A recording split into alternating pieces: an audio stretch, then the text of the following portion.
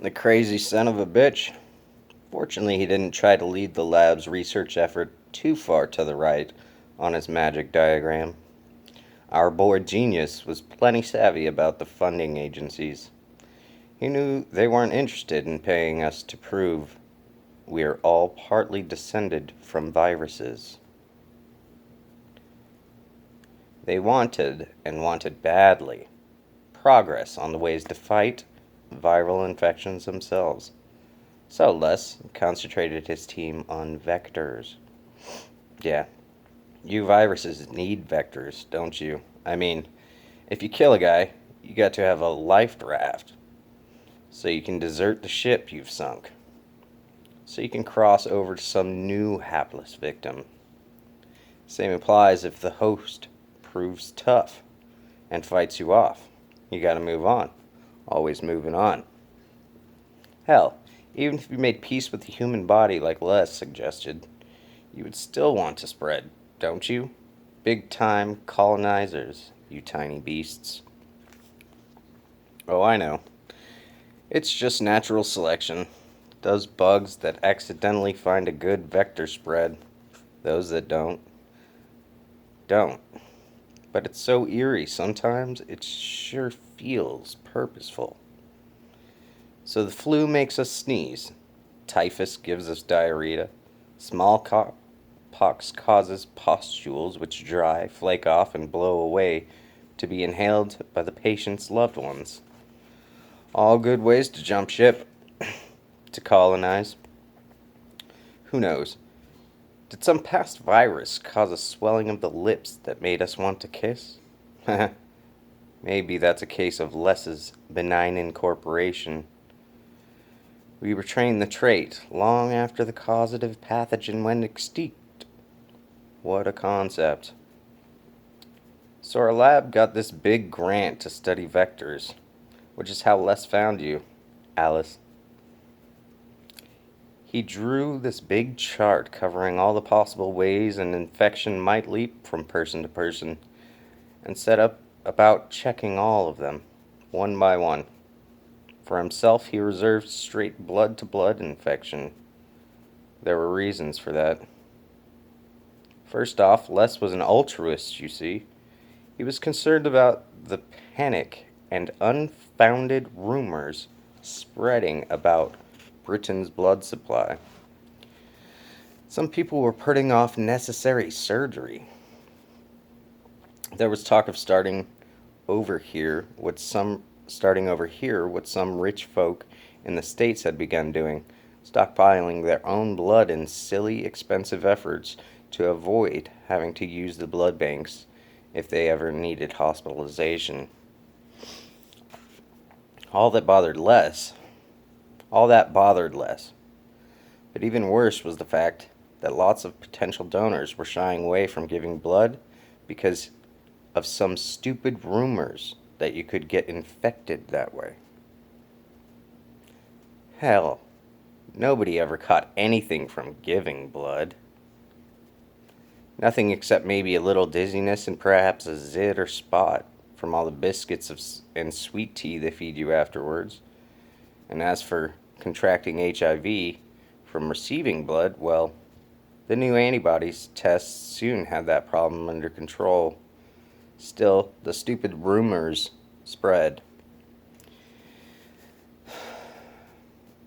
A nation has to have confidence in its blood supply. Les wanted to eliminate all those silly fears once and for all, with one definitive study. But that wasn't the only reason he wanted the blood-to-blood vector for himself. Sure, there were some nasty things like AIDS that used the vector, but that's also where I might find the older ones, he said, excitedly. The viruses that have almost finished the process of becoming benign. The ones that have been so well selected that they keep a low profile and hardly inconvenience their hosts at all. Maybe I can even find one that's commensal. One that actually helps the human body. An undiscovered human commensal, I sniffed doubtfully. And why not? If there's no visible disease, why would anyone have ever looked for it? This could open up a whole new field for you. In spite of myself, I was impressed. It was how he got to be known as Boy Genius, after all. This flash of half-crazy insight.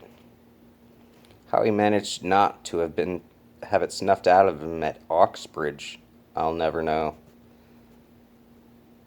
But it was one reason why I'd attached myself to him and his lab, and wrangled mighty hard to get my name attached to his papers.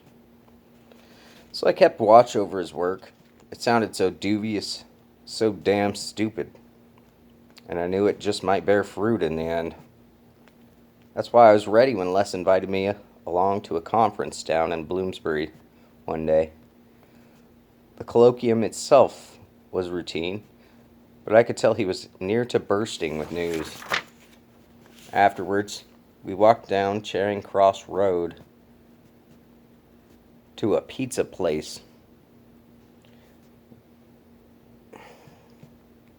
One far enough from the university area to be sure there'd be no colleagues anywhere within earshot. Just a pre-theater crowd waiting till opening time down at Leicester Square. Les breathlessly swore me to secrecy. He needed a confidant, you see, and I was only too happy to comply. I've been interviewing a lot of the blood donors lately, he told me after we'd ordered. It seems that while some people have been scared off from donating, that has been largely made up by increased contributions by a central core of regulars. Sounds good, I said, and I meant it. I had no objections to there being an adequate blood supply.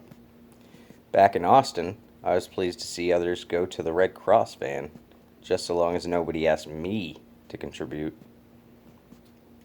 I had neither the time nor the interest, so I got out of it by telling everybody I had malaria. I found one interesting fellow, Forey. Seems he started donating back when he was 25 during the Blitz.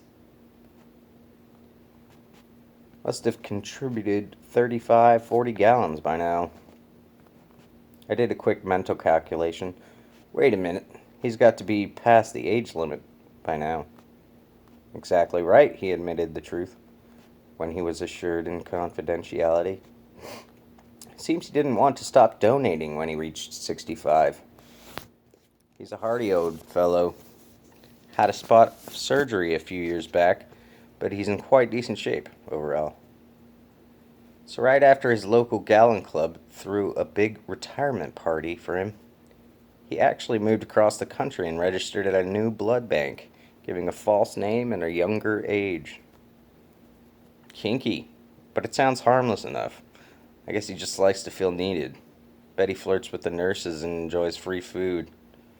Sort of a bi-monthly party he can always count on with friendly, appreciative people.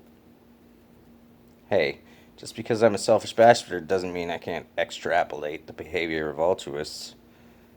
Like most other user types, I've got a good instinct for the sort of motivations that drive suckers. People like me need to know such things. That's what I thought too first, Les said, nodding. I found a few more like him and decided to call them addicts.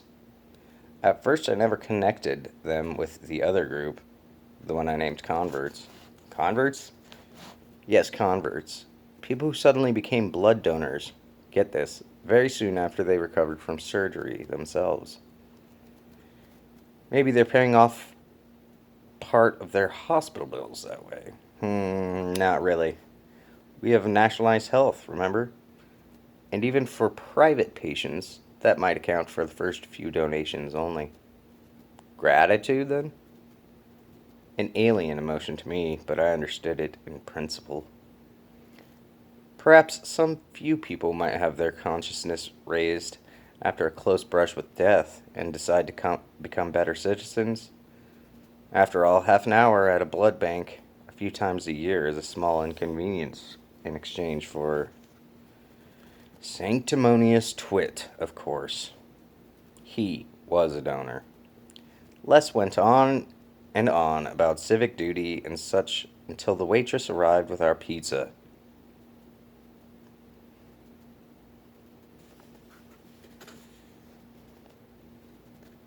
And 2 fresh bitters. That shut him up for a minute. But when she left, he leaned forward, eyes shining. But no, Forey, it wasn't bill paying or even gratitude. For some of them, at least, more had happened to these people than having their consciousness raised. They were converts, Forey. They began joining gallon clubs.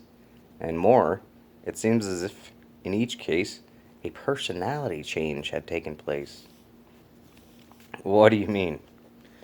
I mean that a significant fraction of those who had major surgery during the last 5 years seem to have changed their entire set of social attitudes. Beyond becoming blood donors, they've increased their contributions to charity, joined the parent-teacher organizations and Boy Scout troops, become active in Greenpeace, and save the children.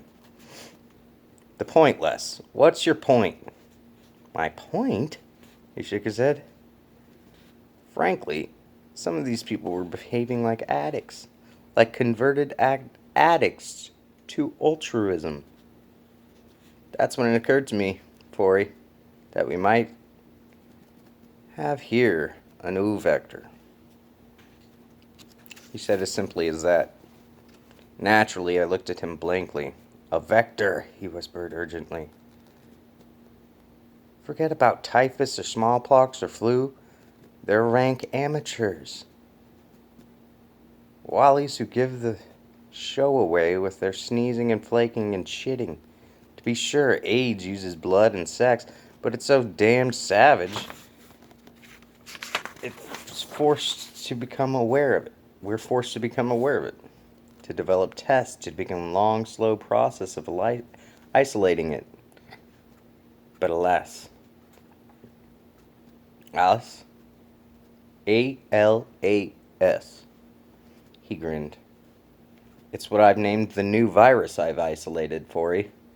It stands for Acquired Lavish Altruism Syndrome. How do you like it? Hate it. Are you trying to tell me that there's a virus that affects the human mind, and in such a complicated way? I was incredulous, and at the same time, scared spitless. I've always had this superstitious feeling about the viruses and vectors. Les really had me spooked now. No, of course not, he laughed. But consider the possibility, a simpler possibility. What if some virus one day stumbled on a way to make people enjoy giving blood? I guess I only blinked then, unable to give him any other reaction. Think, Forey. Think about that old man I spoke of earlier. He told me that every 2 months or so, just before he was allowed to donate again, he tends to feel all thick inside. The discomfort only goes away after the next donation. I blinked again. And you're saying that each time he gives blood, he's actually serving his parasite? Providing it's a vector into new hosts? The new hosts being those who survived surgery because the hospital gave them fresh blood. All because our old man was so generous. Yes, they're infected. Only this is a subtle virus. Not a greedy bastard like AIDS, or even the flu. It keeps a low profile. Who knows? Maybe it's even reached a level of commensalism with its hosts, attacking invading organisms for them, or... He saw the look on my face and waved his hands. All right, far-fetched, I know. But think about it, because there are no disease symptoms. Nobody has ever looked for this virus until now. He's isolated it, I realized suddenly, and knowing instantly that what this thing could mean, career-wise, I was already scheming, wondering how to get my name onto his paper. When he published this, So absorbed was I that for a few moments I lost track of his words. And so now we get to the interesting part, you see. That's a normal, selfish Tory voter going to think when he finds himself suddenly wanting to go down to the blood bank as often as they'll let him. I shook my head. That he's been bewitched? Hypnotized?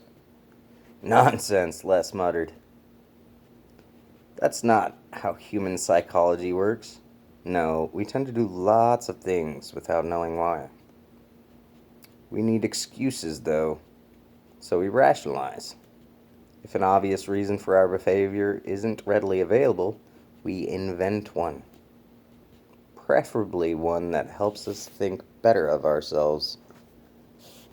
Ego is a powerful stuff, my friend.